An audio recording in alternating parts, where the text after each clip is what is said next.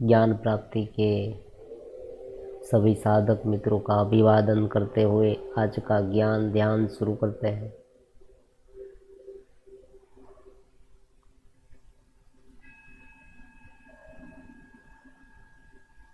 इनके पहले 3 वीडियो में हमने देखा भगवान ये समझाते हैं कि यज्ञार्थ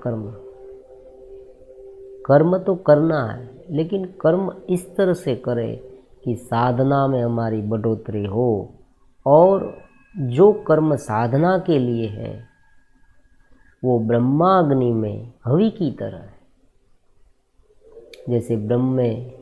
जैसे अग्नि में हम होम करते हैं तो अग्नि ज़्यादा प्रज्वलित होता है, उसी तरह से हमारे प्रत्येक कार्य ऐसे होने चाहिए कि हमें चेत स्थिति तक ले जाए, हमें दिव्यता तक ले जाए।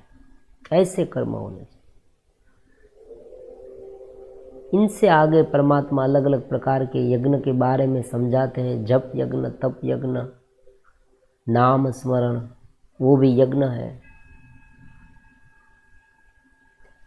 फिर भगवान ये कहते हैं कि ये ज्ञान प्राप्त करने के लिए कहाँ जाना चाहिए? ज्ञानी के पास, एक मार्गदर्शक के पास।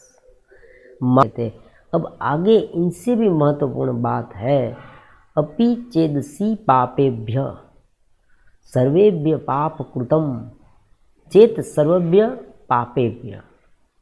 तूने बहुत सारे पाप कर्म किए हैं। मान लीजिए कोई ऐसा व्यक्ति है कि लंबे समय से कोई एक घेरे में गिर गया है, कोई एक घेरे में, और उसने बहुत पाप कर्म किए हैं। ज्ञान प्लेवना એટલે मतलब ज्ञान रूपी नौका से एव सर्व प्रकार के पाप से वृजिनम संतरिष्यसि तरीज से। ज्ञान रूपी जो नौका है उनके माध्यम से बड़े से बड़े पाप जो है उनसे भी मुक्ति मिल सकती है। ये बहुत बड़ी और गहरी बात है। ऐसा ही क्यों? सबसे पहले हमें ये सोचना चाहिए कि पाप कर्म क्यों होते हैं। पाप कर्म होते ही क्यों है? व्यक्ति कोई एक घेरे में फंस जाए, कोई इंद्रिय के विषय में, कोई बाह्य जगत की धन संपत्ति है, लोभ है, मोह है, अहंकार है। अहंकार के वशीभूत होकर बहुत सारे पाप होते हैं। कोई मौज शौक, वो बहुत ज़्यादा पैसा कमाने के लालच में, ग्रीडी, लोभ, ज़्यादा से ज़्यादा मुझे मिल जाए, जो मेरे पास है वो बहुत कम है, अभी ज़्यादा इंद्रिय के विषय में, काम आदि। आज के ज़माने में ये विषय जो है, काम आदि विषय, वो धीरे धीरे ज़्यादा बलवत्तर बनता जा रहा है। तो उनके वशीभूत होकर व्यक्ति पाप कर्म करता है।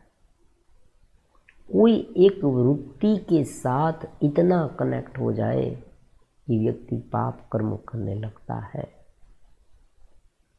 अब ये पाप कर्म स्टोर कहाँ होता है और हम उसे पाप कर्म कैसे जाने? ये एक तार्किक प्रश्न है। सबसे पहले ये समझे कि स्टोर कहाँ होता है। तो हमारा जो भीतर का अंतराल है, जो दूसरा मन, अचेतन मन जिसे हम कहते हैं, वहाँ पर लंबे समय से जो कुछ भी हमने किया है उनके संस्कार छिपे हुए हैं। कोई भी काम हम करेंगे तो उनके संस्कार वहाँ स्टोर होते हैं। अगर इंटेंसिटी ज़्यादा है, अगर तीव्रता ज़्यादा है, तो ज़्यादा मात्रा में संस्कार गहराई से स्टोर होंगे। उनकी गहराई है ना वो ज़्यादा होगी। तब पाप कर्म में क्या होता है कि व्यक्ति इस वृत्तियों के साथ इतना उलझ जाता है, उनके साथ इतना एकरूप हो जाता है, उनके साथ तादात्म्य हो जाता है कि अपना जो अस्तित्व है, जब हम अपना स्वरूप भूल जाए तब उनके साथ बहुत गिर जाएगी। किनके साथ? उस पाप कर्म, उस वृत्तियों के साथ। और जैसे ही हम उस वृत्ति के साथ गिरेंगे, अचेतन माइंड में उनके संस्कार गहराई से स्टोर हो गए। जितनी गहरी वृत्ति, जितनी लंबी वृत्ति, दोनों बात महत्वपूर्ण है, गहराई और उनकी समय मर्यादा, दोनों बातें। केवल गहराई नहीं, केवल तीव्रता नहीं, कितने लंबे समय तक आपने ये किया, ये विचार, वो भी यहाँ महत्वपूर्ण है। अगर कोई व्यक्ति लंबे समय से विपरीत कर्म से जुड़ा है, विपरीत विचार से, विपरीत सोच से जुड़ा है, तब उनका स्वभाव बन जाएगा। हम कहेंगे ना कि उनका स्वभाव ऐसा हो गया है, उनको इनकी लत लग गई है, शराब की लत लग जानी। एक एग्जाम्पल है, किसी को चिड़चिड़ापन, इरिटेट होना, इनकी लत लग जाती है। मतलब लंबे समय तक उनके जीवन में अगर ऐसा कुछ बना है तो उनका जो पूरा स्वभाव है वो ऐसा हो जाएगा। स्ट्रेस में रहने के, एग्जाइटी, डिप्रेशन, ये भी ऐसी ही बात है जो आजकल के समय में बहुत उभर कर आ रही है। तो ये सभी प्रकार की वृत्तियाँ, उनमें भी अगर विपरीत वृत्ति है, जो गुनाहित कृत्य है, वो ज़्यादा मात्रा में स्टोर होता है, क्योंकि उस समय वृत्तियों का घेरा इतना ज़्यादा मात्रा में होता है, गहरा होता है। इनकी जो इंटेंसिटी है ना, तीव्रता इतनी बड़ी होती है कि अचेतन माइंड में उनके संस्कार बहुत ही डीप में होते हैं, बहुत ही गहराई तक जाते हैं।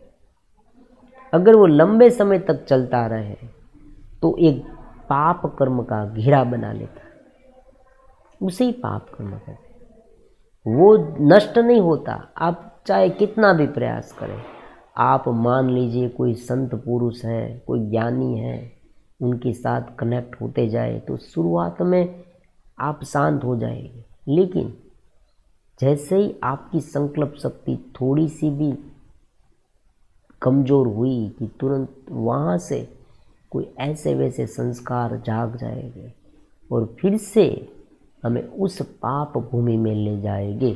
फिर से हमारे चेतन माइंड में वही संस्कार आ जाएंगे और व्यक्ति वही कर्म करने लगेगा। तो ये हुआ पाप। ये जन्मों जन्म तक हमारे साथ रहता है। भगवान ने योग भ्रष्ट आत्मा का सिद्धांत जो मैं समझाया, उसमें भी यही बात समझाई है कि जो भक्ति की है, जो ज्ञान ध्यान किया है, जो आचार्य उपासना की है, उनका जो फल है ना, वो कभी व्यर्थ नहीं जाएगा, वो फिर से हमारे सामने आएगा। और इनके बाद वाले जन्म में जो साधना अधूरी रखी थी वो पूरी होगी। अगर इस जन्म में नहीं पूरी हुई तो अगले जन्म में, आने वाले जन्म में पूरी होगी। तो उस तरह से ज्ञान के जो संस्कार है वो कभी नष्ट नहीं होते। उसी तरह से पापजन्य संस्कार भी नष्ट नहीं होते। हमारा बैंक में अकाउंट है, लोन ले रखी है बहुत बड़ी, मान लीजिए 20 लाख की लोन है, तो जब तक उनकी भरपाई नहीं होगी तब तक उनमें बढ़ोतरी होती जाएगी। अगर आपको लोन भरपाई करनी है तो सूद के साथ, इंटरेस्ट के साथ पूरी रकम जमा करनी होगी। तो यहाँ भी कर्म और उनका जो भोग है, भोग से क्या होगा? मान लीजिए आपने, कोई व्यक्ति ने कर्म किया, पाप कर्म, तो उनका फल मिलेगा। तो ये कैसी बात है? फल मिलेगा मतलब क्या? फल मिलेगा उनका मतलब ये है कि जो संस्कार अभी कर्म में परिवर्तित नहीं हुए, जो भी आप सोचते हैं वो कर्म में परिवर्तित होता है, और जो कर्म है वो सोच में और संस्कार में परिवर्तित होता है। ये दोनों एक दूसरे के साथ मिले हुए हैं। कोई एक गलत कर्म किया तो उनकी सोच मन में उत्पन्न हुई, वो सोच के अनुसार संस्कार उत्पन्न हुए। संस्कार कहाँ स्टोर हुए? अचेतन मन में। तो वो संस्कार धीरे धीरे धीरे धीरे इकट्ठा होकर एक घेरा बना लेगा। ये इतना गहरा होता है कि कभी कभी ऊपर से हमें मालूम नहीं होता। हम शांत हो जाए ऊपर से, लेकिन भीतर से कब वो बाहर आए, इसीलिए उसे संचित कर्म कहा गया है। जो प्रारब्ध कर्म, 3 प्रकार के कर्म हैं। प्रारब्ध कर्म है, संचित कर्म है, आगामी कर्म है। तो ये दबे हुए जो कर्म है, जो अभी तक बाहर नहीं आए, वो कर्म कब बाहर आएगी वो कोई नहीं कह सकता। और ये जो छुपे हुए संस्कार है वो बाह्य पृष्ठभूमि पर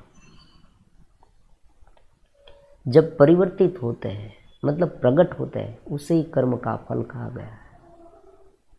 आपने ये सोचा, सोचकर छोड़ दिया, संस्कार बन गए, लेकिन वो संस्कार अभी बाहर नहीं आए। तो कोई ना कोई समय ऐसा आएगा कि जब अनुकूल वातावरण मिले कि तुरंत वो संस्कार बाहर आएगा। उसी तरह से हमने कोई कार्य ऐसा किया तो उनके संस्कार स्टोर हो गए। मान लीजिए हम अच्छी बात करें तो ज्ञान ध्यान के संस्कार है। आपने ये सुना, अनायास सुना, आपने अनायास ये वीडियो देखा, आपके मन में थोड़े बहुत संस्कार स्टोर हो गए, लेकिन आज आपके पास फुर्सत नहीं है, टाइम नहीं है। लेकिन 2 महीने के बाद, 3 महीने के बाद फिर से आपको रिमाइंड हुआ कि मैंने सुना था, लाओ मैं देखूं वो क्या है। फिर से आप सुनेंगे और धीरे धीरे वो संस्कार जागृत होने लगेंगे। तो इस तरह से जैसे पुण्य कर्म, साधना के कर्म, दिव्य कर्म के संस्कार है ना, उसी तरह से पाप कर्म के संस्कार है, वो भी भीतर ऐसे स्टोर होते जाते हैं, और जब भी अनुकूल वातावरण मिले वो बाहर आने लगते हैं। उसे पाप कर्म कहते हैं। और पाप कर्म और पुण्य कर्म, दोनों कर्म, देखो यहाँ दोनों बात है, पॉजिटिव और नेगेटिव। ऐसा नहीं कि केवल पाप कर्म है, पुण्य कर्म भी होते हैं, साधना के संस्कार भी होते हैं। तो परमात्मा यहाँ एक सूक्ष्म बात कहते हैं। परमात्मा कहते हैं कि चाहे कितने भी गहरे संस्कार हो, कर्म करते हैं, सोच उत्पन्न होती है, उनके संस्कार अचेतन माइंड में स्टोर होते हैं भीतर स्मृतियों के रूप में, विज्ञानमय शरीर में। तब फिर से वो बाहर आते हैं, प्रकट होते हैं, उसे कर्म का भोगवटा कहते हैं, फल कहते हैं, बाहर आते हैं। तो वो जो कर्म है वो नाश हो जाते हैं। क्यों नाश होते हैं? बहुत ही सूक्ष्म बात है ये नाश इसलिए हो जाते हैं क्योंकि कर्म का जो आधार है, जो अचेतन माइंड का आधार है, वो अविद्या है। मैं शरीर मन इंद्रिय से जुड़ा हूँ, ये मान्यता है, ये जुड़ाव इतना सटीक है, तब तक ये गिरा रहेगा। जैसे ही हम इनसे ऊपर उठ जाए, चित्त स्थिति में जाते जाए, तो ये घेरा धीरे धीरे कमज़ोर होता जाएगा, और वो घेरे में जो कुछ भी है वो भी कमज़ोर होगा। जब ज्ञान ध्यान के संस्कार बढ़ते जाते हैं, तब व्यक्ति जो संचित कर्म है वो बाहर आएंगे ही नहीं, वहाँ ही दबे रहेंगे। और जो प्रारब्ध कर्म है, जो हम भुगत रहे हैं हाल में, वो रहेंगे, लेकिन उनकी इफेक्ट इतनी नहीं होगी, वो शरीर के लेवल पर रहेंगे। मान लीजिए कोई व्यक्ति अंधा है जन्म से, तो अंधा देखता हो जाएगा, ऐसी बात नहीं है, लेकिन उसे उनकी जो तकलीफ़ है वो कम महसूस होगी, क्योंकि वो मानेगा कि ये शरीर के लेवल पर है। और जो आने वाले कर्म है, संचित कर्म फिर से जागृत होने वाले हैं, जो प्रारब्ध कर्म होने वाले हैं, जो पूर्व किए थे लेकिन अभी तक क्रियामान नहीं हुए, उनकी इफेक्ट अभी तक हमें हुई नहीं, वो सभी प्रकार के कर्म वहाँ ही भस्मीभूत हो जाएंगे। एक एक कर्म को भुगतने की आवश्यकता नहीं रहेगी। क्यों? क्योंकि जब चित्त से ऊपर उठ जाए साधक, ब्रह्म दृष्टि में आ जाए, तब सभी प्रकार के जो कर्म है, उनका जो अधिष्ठान है, उनका जो आधार है, वो नष्ट हो जाएगा। सभी कर्म का आधार जीव भाव। जिस तरह से मान लीजिए एक व्यक्ति को सजा हुई जेल की, 15 साल की जेल, अगर वो व्यक्ति मर जाए तो क्या होगा? उनकी सजा पूरी हो जाए। तो उसी तरह से ये एक मरण है, एक मृत्यु है, हमारे अस्तित्व की मृत्यु, ये जीव भाव की मृत्यु है। तो ये सभी संस्कार कहाँ, किनके आधार पर है? जीव भाव के। मैं शरीर हूँ, मैं मन हूँ, मैं इंद्रिय हूँ, मेरा ये सिकुड़ा हुआ अस्तित्व है, सिकुड़ा हुआ छोटा सा। जब गुरु भगवान की कृपा से, जब उनके साथ जुड़ा, धीरे धीरे धीरे आप इतने ऊपर उठ जाएंगे, दिव्य हो जाएंगे, चेतनवंत हो जाएंगे। तब उनके जो संस्कार है ना, वो इतने प्रगाढ़ हो जाएंगे, सभी संस्कार धीरे धीरे विलीन हो जाएंगे। तो परमात्मा यहाँ पर ये समझाते हैं कि चेत सर्वेभ्य पापेभ्य अपि पाप कृतम असि ज्ञानप्लवेन एव सर्वं रुजिनम संतरिष्यसि। मतलब बहुत बड़ा पाप किया है, क्योंकि पाप छोटा हो या बड़ा हो, उनका आधार जीव भाव है। ये जीव भाव नष्ट हो जाए, इनके पहले श्लोक में भगवान ने ये कहा है कि सर्व को तुम आत्मा में देखोगे और सभी जगह पर जो है उसे भी तुम आत्मा देखोगे। तो ये सबसे पहली कंडीशन है कि भीतर चेतना को देखना और बाहर चेतना को देखना। अगर ऐसी स्थिति आ जाए कि सभी जगह पर ब्रह्म दिखाई दे, मतलब एक अपना स्वरूप ही दिखाई दे, एक समझ स्थापित हो जाए, इनके साथ इतना कनेक्ट ना हो, ऐसा हो जाए। अगर मन के स्तर पर कार्य हो, लेकिन हम जो हमारी चित्त स्थिति है वो बरकरार रख पाए, तो धीरे धीरे धीरे धीरे ये जो संचित कर्म है ना, वो भी नष्ट हो जाएगा, क्योंकि जीव भाव नहीं रहेगा। ब्रह्म दृष्टि उत्पन्न हुई तो जीव भाव धीरे धीरे गायब हो जाएगा और व्यक्ति के सभी कर्म है, पाप कर्म है, वो नष्ट हो जाएगी, जल के भस्मीभूत हो जाएंगे। उनके लिए वेदांत एक एग्जाम्पल देता है। गेहूं के बीज, जो गेहूं होते हैं उनके बीज, मतलब गेहूं, वो जब हम जमीन में बोते हैं ना, तो उनमें से अंकुर फूटते हैं। लेकिन अगर उसी गेहूं को भूंजे या उन्हें कढ़ाई में सेके इस तरह से, तो क्या होगा? उनका बीजत्व नष्ट हो जाएगा और फिर जब हम उसे जमीन में बोएंगे तो उनका अंकुर नहीं फूटेगा।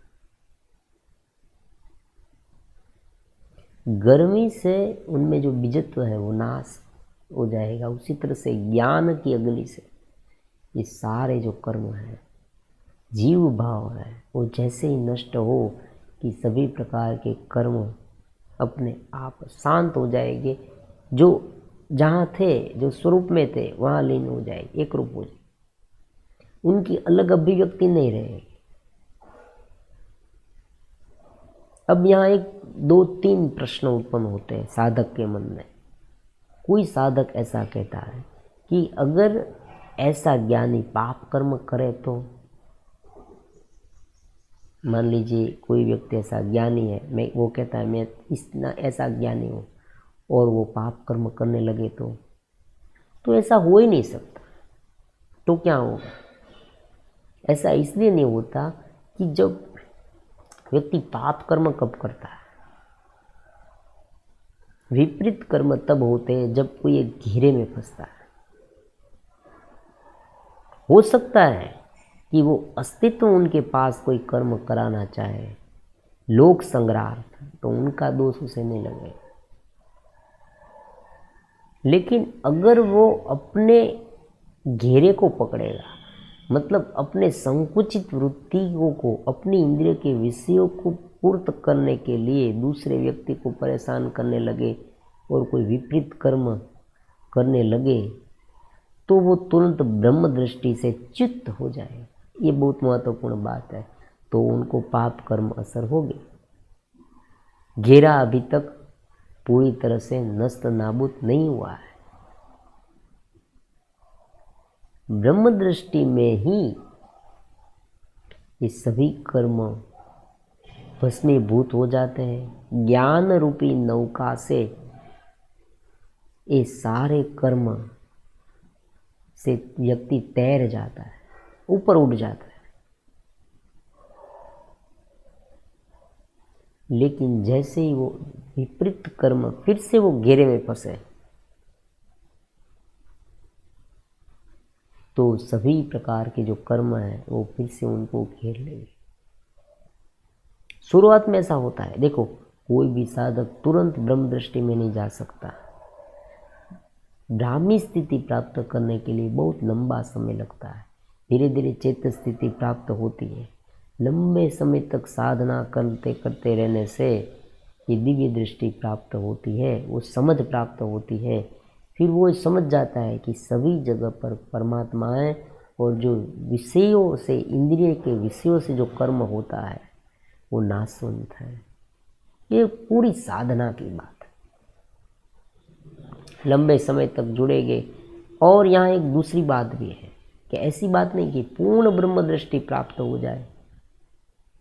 अगर नहीं हुई, शुरुआत है, फिर भी उन्हें बहुत बड़ा फायदा हो सकता है। उनके अब होने वाले कर्म है ना, वो अटक जाएंगे। ये बात भी बहुत महत्वपूर्ण है। इतना भरोसा कम नहीं। परमात्मा ने जो यहाँ कहा है वो टॉप लेवल की बात है। संपूर्ण ब्रह्म दृष्टि प्राप्त हो जाए, चेतना की स्थिति में रहना हो पाए, बोध स्थिति प्राप्त हो जाए, तब सभी कर्म है ना वो एक घेरे के लिए हो जाए। क्यों?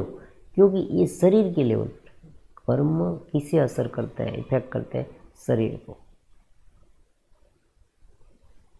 शरीर की जो भावना है, मैं शरीर हूँ, ये जो नाम और रूप से घिरा हुआ जो साधक है, मत केवल व्यक्ति है जो केवल अपने शरीर को ही प्रमुख मानता है, मुख्य मानता है, उसे साधन नहीं मानता। मैं शरीर हूँ, मेरा ये जो शरीर है वही मैं हूँ, केवल अपने अस्तित्व को लिमिटेड करता है। तो सभी प्रकार के कर्म और उनकी इफेक्ट उन्हें होगी, उनका दुख उसे होगा। मन में मान लीजिए कोई वस्तु है, उनके साथ बहुत मोह है।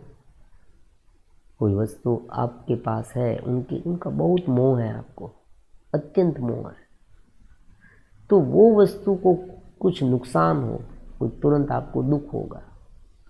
लेकिन अगर मोह भंग हो जाए, उस वस्तु के बारे में आप सोचना बंद कर दें, मतलब वस्तु का उपयोग करते हैं लेकिन यथायोग्य, उनके बारे में सोचते बहुत नहीं, तो उसमें कुछ भी गड़बड़ी हो, तकलीफ हो, उसमें कोई परिवर्तन आ जाए, तो उनका दुख आपको नहीं हो। अनासक्त भाव। तो उसी तरह से भगवान यहाँ ये बात समझाते हैं कि जो धीरे धीरे चेतना को समझने लगे, सभी जगत पर परमात्मा है, यह समझने लगे, तो ये ज्ञान रूपी नौका से बड़े से बड़ा पाप कर्म हो, फिर भी वो तैर जाएगा, ऊपर उठ जाएगा।